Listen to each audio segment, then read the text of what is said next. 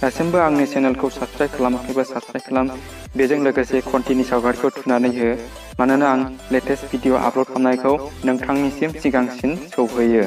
हाय फ्रेन्ड्स, जुदि नों WhatsApp बाहायब्ला अब्ला बे भिडिअखौ गोसो होनानै नाय। बे भिडिअआव आं मोनसे WhatsAppनि हेफाजाब गोनां आपडेटनि बागै खोन्थागोन, जायखौ नों बाहायब्ला जोबोद गोजोननाय मोनगोन जे WhatsApp बाहायनायाव गोदान एक्सपिरियेन्स मोनगोन। अब्ला लोगोफोर गोसो होनानै भिडिअखौ जोबजासिम नायलां। दानिया भिडिअखौ जागायनोसै।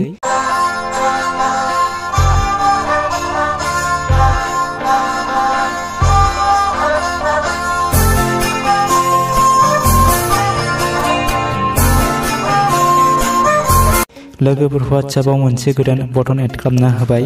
बे बटननि खामानिया मा? गिबियाव नों बे WhatsApp एप्सखौ आपडेट खालाम। बेनि थाखाय प्ले स्ट'राव लांदो।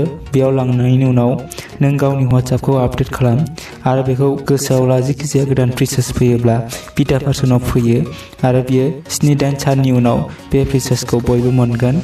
बे आदब एबा फिचार्सखौ जेरावबो नुनो मोननाय नङा, बेखौ WhatsAppआवल' नुनो मोनगोन। बेयो जाबाय WhatsAppआव नों खनसेयैनो नोंजों 4 भिडिअ कलिं रायज्लायनो हागोन। आपडेट खालामनायनि उनाव बेखौ अपेन खालामदो। बिनि उनाव नों जायजों WhatsAppआव रायज्लायगोन सिगां ग्रुप खालामना लानांगोन। बिनि उनाव गासैखौबो एडमिट खालामना लानांगोन। बिनि उनावसो बे खामानि होगोन। अब्ला बे फिचार्सआ ग्रुपफोरनि थाखायल'। आं ग्रुपखौ अपेन खालामनोसै। ग्रुपखौ अपेन खालामनायनि उनाव गोजौआव मोनसे गोदान बटन नुनो मोनगोन।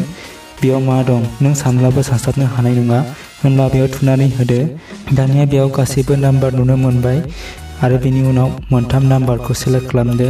बे मोनथाम नाम्बारजों जायखौ सेलेक्ट खालामदों बेजों डाइरेक्ट भिडिअ कल एबा भइस कल खालामनो हासिगोन। अब्ला बेयाव नायदो, नाम्बार सेलेक्ट खालामनायनि उनाव भिडिअ कल आरो भइस कल खालामनायनि अपसन फैबाय आरो जयैनो भिडिअ कल कनफारेन्स खालामनो हाबाय।